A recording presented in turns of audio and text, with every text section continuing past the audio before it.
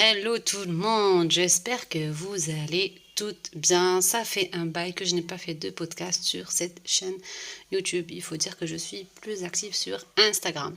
Mais j'ai décidé pour cette rentrée justement de reprendre sérieusement mes podcasts parce que je trouve que c'est le format qui me parle le plus, c'est le format où je m'éclate le plus et aussi c'est le format où je vous donne plus de contenu, plus d'explications. Alors, let's go, nous allons parler de la rentrée des classes. Mais avant ça, je me présente pour les personnes qui ne me connaissent pas. Je suis Lydia Alou, coach et formatrice en parentalité et développement personnel. Je vous accompagne à travers mes accompagnements personnalisés, donc mes coachings et mes ateliers dans différents domaines de vie, à savoir la connaissance du cerveau et des émotions de mon enfant pour mieux l'accompagner, la connaissance de soi, la relation de couple, ma relation professionnelle et mon épanouissement dans le domaine professionnel et pas que. Si c'est la première fois que vous nous rejoignez, n'hésitez pas à vous abonner pour recevoir toutes les nouveautés. Donc aujourd'hui, nous allons parler de comment gérer la rentrée scolaire pour cette année, pour les mamans et pour les enfants. J'ai fait un sondage en story sur Instagram et vous étiez nombreuses à dire oui Lydia, s'il te plaît, fais-nous un podcast par rapport à ça. Alors, rentrons dans le vif du sujet. Effectivement, ce n'est ni facile, ni pour la maman, ni pour l'enfant, surtout quand il s'agit de la première rentrée en crèche.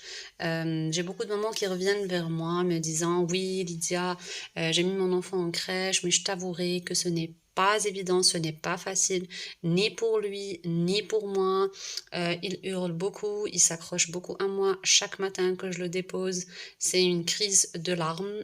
Et c'est pas évident. Effectivement, ce n'est ni évident ni pour la maman ni pour l'enfant. Et nous allons voir pourquoi et comment nous pouvons remédier à cela pour justement vivre cette période, je dirais, de façon un peu plus zen. Je dirais pas éliminer tout stress ou que ça se passe dans la bonne humeur et que l'enfant soit super content de partir, mais surtout de comprendre, parce que le fait de comprendre fait que nous allons intégrer l'information et du coup mieux accepter les choses. Donc, let's go. Alors, première chose à faire et à savoir, c'est que pour un enfant, c'est tout à fait normal de s'accrocher à sa maman et de pleurer et de faire ses crises de larmes ou de colère parce que tout simplement, il ne veut pas quitter sa maman parce que c'est la première fois qu'il va la quitter, même s'il avait une nourrice avant, mais c'est tout à fait normal parce que déjà, c'est un nouvel environnement pour lui. Donc, le premier conseil que je vous donne, c'est tout d'abord de prendre votre enfant progressivement. Idéalement, c'est 1 heure par jour. Ensuite, ça peut être 1 heure, puis 2 heures, puis un après-midi, puis toute la journée. Pour les mamans qui ne peuvent pas se permettre de faire ça, éventuellement déjà le prendre et passer du temps et voir les endroits avec l'enfant. Mais surtout, le conseil que je vous donnerai pour vous, les mamans ou même les parents, parce que je sais qu'aujourd'hui les papas sont de plus en plus investis dans l'éducation de leurs enfants et je trouve ça topissime. Et donc, du coup, je disais, il est très important d'être vous, en tant que parent, rassuré par rapport à l'endroit. Donc, ce que je vous conseille, c'est de vous renseigner tout d'abord auprès de parents que vous connaissez et avec qui vous partagez, on va dire, la même vision des choses, les mêmes valeurs, parce que forcément, les endroits qui vous parleront en général seront les mêmes. Donc, du coup, renseignez-vous tout d'abord et essayez de voir plusieurs crèches et de sélectionner en fonction de ce qui vous arrange, si c'est près de chez vous ou près du travail. Ensuite, une fois que vous avez visité l'endroit et que vous êtes rassuré, moi, pour ma part, je vous partage ça par rapport à ma propre expérience, mais j'ai vu que le fait de rencontrer la personne qui s'occupera directement qui sera en contact avec votre enfant, donc mes enfants, et qui s'occupait d'eux, était vraiment bienveillante, très douce, et j'étais vraiment rassurée par rapport à ça.